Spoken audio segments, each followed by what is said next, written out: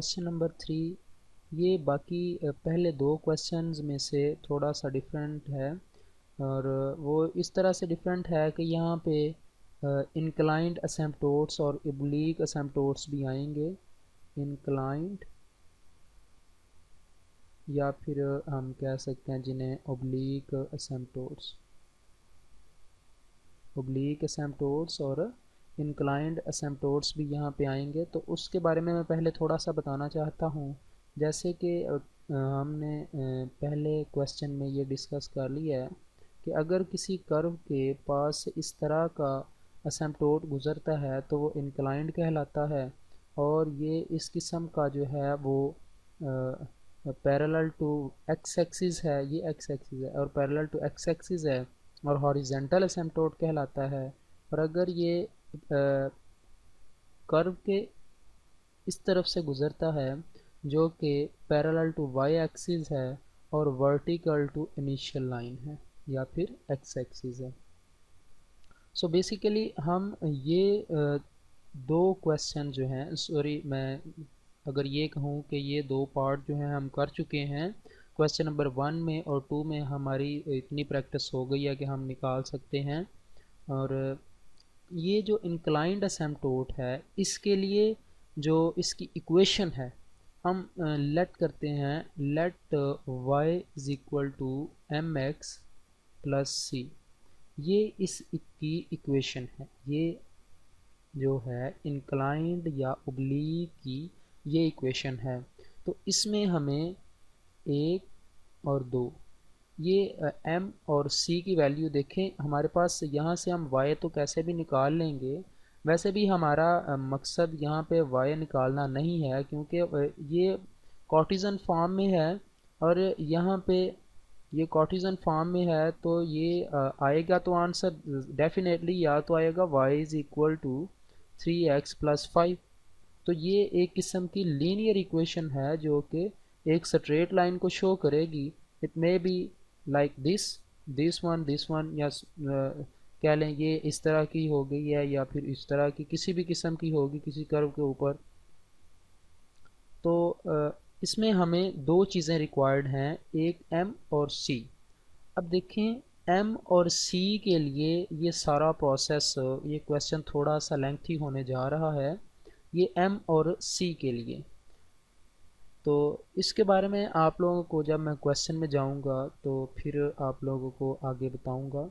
लेकिन क्योंकि मैं आप लोगों को पहले ये बताना चाहता था कि आप लोगों को इस चीज़ का इल्म हो कि इसके बाद जो है वो हम उन्हें आगे चीज़ें निकालनी क्या हैं, जो कि चले हम चलते हैं क्वेश्चन की तरफ, फिर बाद में आगे जाके करते हैं।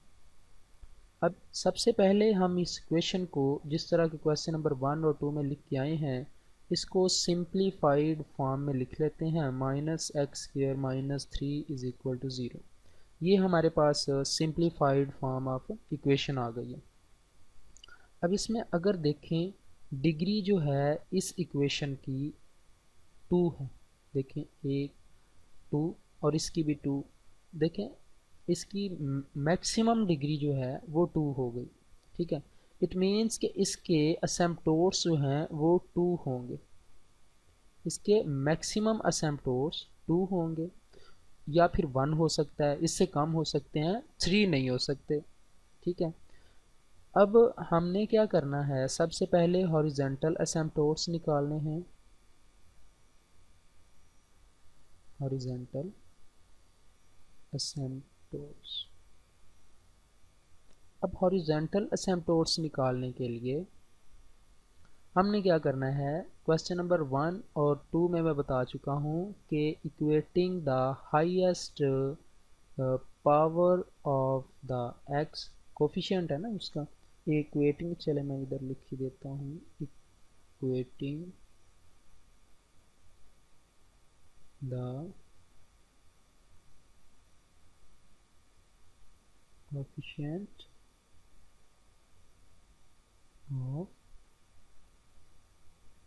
हाईएस्ट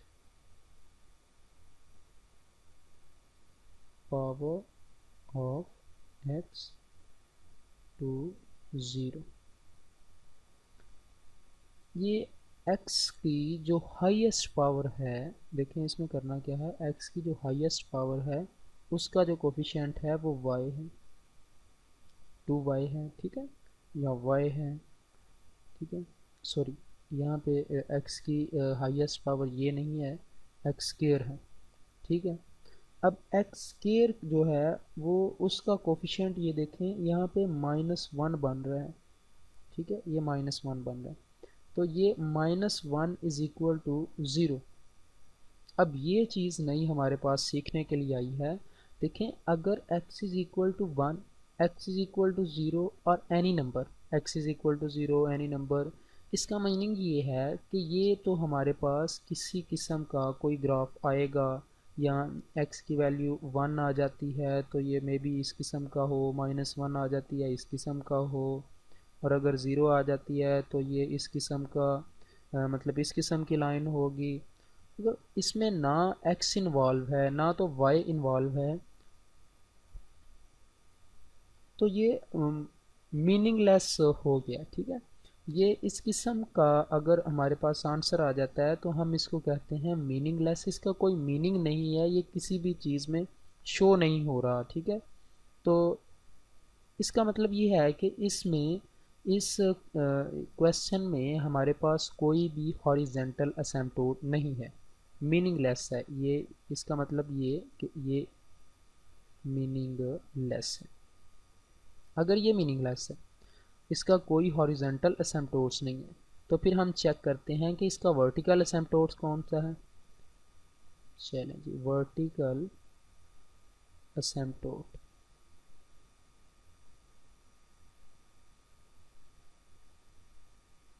सो इसका वर्टिकल असिम्प्टोट निकालने के लिए, जैसे कि मैं पहले भी बता चुका हूँ कि हमने क्या करना है, equating the coefficient of highest power of y to 0। अब हमने y की जो हाईएस्ट पावर है उसका कोफिशिएंट 0 के इक्वल करना है। अब देखिए मैं इधर क्वेश्चन दोबारा से लिख देता हूँ, 2xy minus x square minus 3 is equal to 0, ये इक्वेशन है, ठीक है। इसमें जो हाईएस्ट पावर, अब ये देख लें, मैं अब आहिस्ता आहिस्ता ये लिखना है, मैंने जो है ये लिखना जो है अभी मैं इसको कम करने जा रहा हूँ। ये देखें मेरी ये कोशिश है कि ये जो है पहली 3-4 वीडियोस जो हैं वो काफ़ी लेंथी हो गई हैं, तो कोशिश मेरी यही है कि इसको शॉर्ट किया जाए हर क्वेश्चन को, क्योंकि क्वेश्चंस भी काफ़ी लेंथी हैं, इसलिए अब इसको मैं लिखना आइंदा मैं लिखने से गुरेज करूँगा। ये जो चीज़ें हैं एक दफ़ा 2 दफ़ा भी लिखने से वही बात होती है। तो बहरकैफ अगर हमने वर्टिकल असिम्प्टोट्स निकालने हैं तो वर्टिकल असिम्प्टोट्स निकालने के लिए हमें y का जो कोफिशिएंट है, अब ये जो y है इसका कोफिशिएंट है 2x। अब देखना हाईएस्ट पावर y की 1 है, इधर तो y है नहीं, तो इसका जो कोफिशिएंट है वो इक्वल टू 0 कर देना। तो देखें x is equal to 0/2 is equal to 0। अब x इज़ इक्वल टू 0 ये एक असिम्प्टोट है जो कि वर्टिकल असिम्प्टोट है। अगर x की वैल्यू 0 है इट मीन्स कि ये इस किस्म का असिम्प्टोट है, इस किस्म का। अब हमें ये नहीं पता कि ये कर्व इधर बन रही है, इस किस्म की है, इस किस्म की है, किस किस्म की है, ठीक है। अब हमें ये कंफर्म नहीं है, ठीक है। चलें बहरकैफ अब एक असिम्प्टोट हमने ये निकाल लिया। अब क्वेश्चन में हमने ये ऑलरेडी डिस्कस किया है कि इसके 2 असिम्प्टोट होना ज़रूरी है, ठीक है, या उससे कम हो सकते हैं। अब क्योंकि हमने एक असिम्प्टोट निकाल लिया है और हम चाहते हैं सेकंड वन के लिए ट्राई करें, दूसरे के लिए ट्राई करें कि क्या ये बनता है या नहीं बनता, तो उसके लिए हमें इंक्लाइंड असिम्प्टोट निकालना पड़ेगा। पहले 2 क्वेश्चन जो हैं उसमें हमने सिर्फ हॉरिजेंटल वर्टिकल असिम्प्टोट्स निकाले थे, इसमें मैं इंक्लाइंड असिम्प्टोट्स के बारे में इंक्लाइंड मुझे इंक्लाइंड असिम्प्टोट्स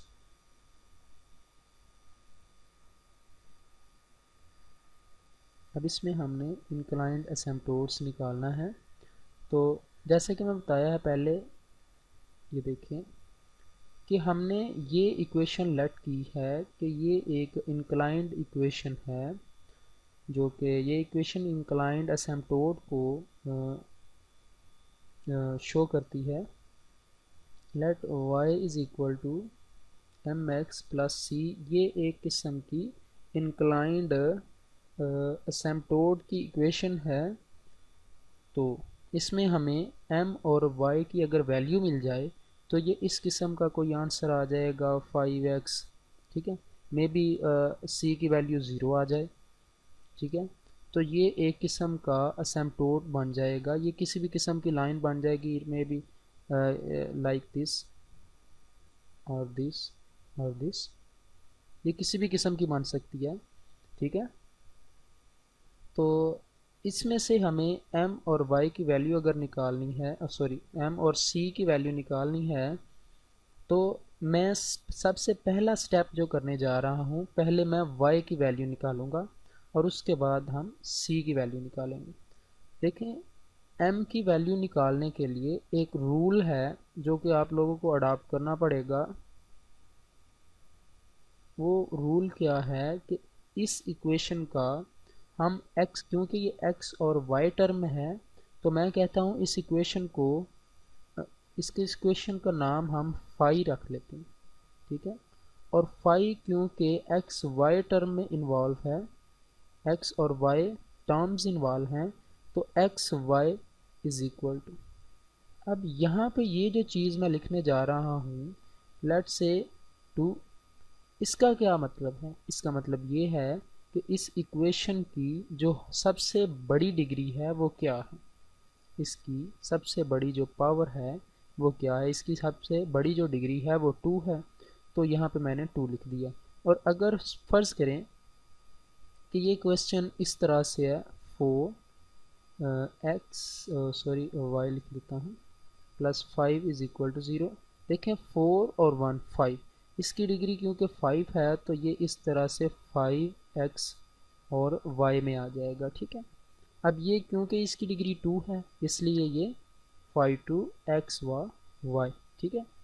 अब ये चीज़ तो हमने लिख ली। अब कौन कौन सी टर्म्स ऐसी हैं जिसकी डिग्री 2 है? पहले ये है 2xy माइनस एक्स स्क्वायर, देखें इसकी भी डिग्री 2 है, इसकी भी डिग्री 2 है। अब इससे लेस जो है, इससे जो छोटी है, जिसकी इसमें इससे छोटी किसकी डिग्री है, इसकी इससे छोटी, इससे लेस डिग्री जो है वो 1 हो सकती है, क्योंकि 1 डिग्री इसमें किसी की भी नहीं है। ये तो एक कांस्टेंट नंबर है, ये कांस्टेंट नंबर है, ये लेस डिग्री नहीं है, ये कांस्टेंट नंबर है, इसमें किसी की भी डिग्री लेस नहीं है इससे, या कह लें किसी की 1 डिग्री नहीं है, तो ये इक्वल टू 0, क्योंकि वो टर्म ही मौजूद नहीं है। अब क्योंकि हमारा टारगेट m मालूम करना है, तो ये देखें ज़रा m किस तरह से मालूम करना है। अब ये देखें, सबसे पहला स्टेप आपने इंक्लाइंड एसिम्पटोट्स में क्या किया है कि लेट किया है कि इक्वेशन जो है वो इंक्लाइंड की वो y is equal to m x plus c आएगी। और अब m निकालना है इसमें और y निकालना है। अगर m की और y की वैल्यू होगी तो हम इजीली ये इक्वेशन हल कर सकते हैं। तो m निकालने के लिए मैंने क्या किया है, सबसे पहले फाई 2, इस इक्वेशन का नाम रख लिया है कि फाई 2 x और y में ये इस तरह से मौजूद है, और डिग्री क्योंकि 2 है, इसकी मैक्सिमम डिग्री 2 है और ये 2 में लिख लिया है। और 2x स्क्वायर इसकी 2xy ये, और x स्क्वायर इसकी डिग्री 2 है, इसकी भी डिग्री 2 है, 5 1 इज़ इक्वल टू। अब ये पहला स्टेप। अब ये सेकंड वाला स्टेप है कि आपने क्या करना है, हमने ये करना है कि x की जगह पे 1 और y की जगह पे m पुट कर देना। जहाँ जहाँ पे x है वहाँ वहाँ पे 1 और y की जगह पे हमने m पुट कर देना। देखें अब ये वाली जो इक्वेशन, अब इसमें अगर मैं x की जगह पे 1 और y की जगह पे m पुट कर दूं तो ये बन जाएगा 2 into 1 m one square is equal to 2m minus 1। इसी तरह अगर हम फाई 1 के लिए लिखें 1 व m इज इक्वल टू 0। अभी तक मैंने दो ही स्टेप किए हैं, मैं आप लोग को फिर से बार बार से यही बात बताना चाहता हूँ, पहला और दूसरा स्टेप। सबसे पहले हमने इसको लेट किया है इंक्लाइंड एसिम्प्टोट्स के लिए, उसके बाद हमने एक्स वाई टर्म में इसका नाम लेट किया है और वाई वाली स्क्वायर वाली 2 वाली टर्म्स जो हैं वो अलहदा कर ली हैं, और 1 वाली टर्म क्योंकि है ही नहीं वो वाली अलहदा आपने कर लेनी है। नेक्स्ट क्वेश्चंस में अगर उससे लेस डिग्री होगी तो वो वाली लिखनी है और इसकी टर्म्स अलहदा कर लेनी है, ठीक है। उसमें जो जो टर्म्स जिनकी डिग्रीज जो है, ये देखें यहाँ पे ये टर्म्स है, ये वाली टर्म है इसकी डिग्री क्योंकि 2 है ये मैंने अलहदा कर ली है, ठीक है। उसके बाद इसकी डिग्री 2 है वो मैंने अलहदा कर लिया है। और सेकंड स्टेप में हमने ये सभी क्वेश्चन में ऐसे ही करना है आपने कि x की जगह पे 1 और y की जगह पे आपने m पुट किया है।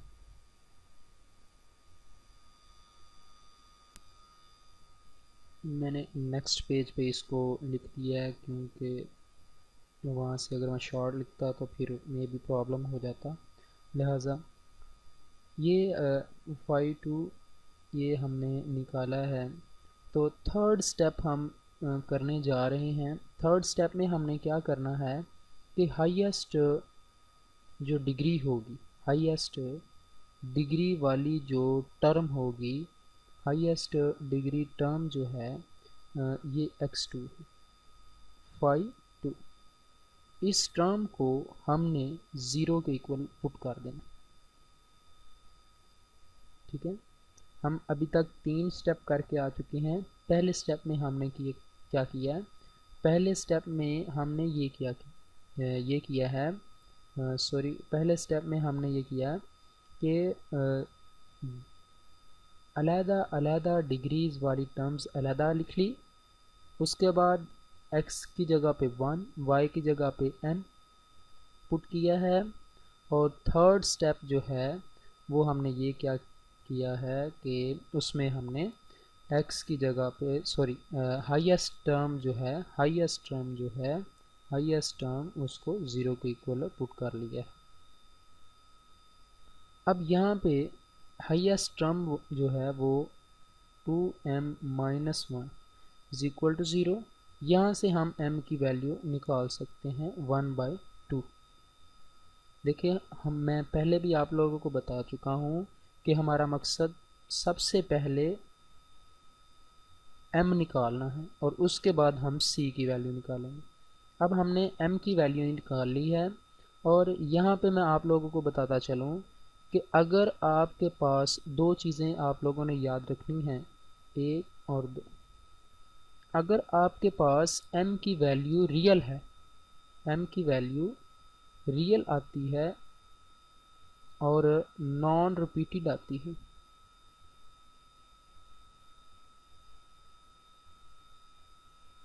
अगर आपके पास m की वैल्यू रियल आती है और नॉन रिपीटेड आती है, रियल है और नॉन रिपीटेड है, तो हमारे पास जो फार्मूला है वो हम c की वैल्यू मालूम करने के लिए वो ये है, c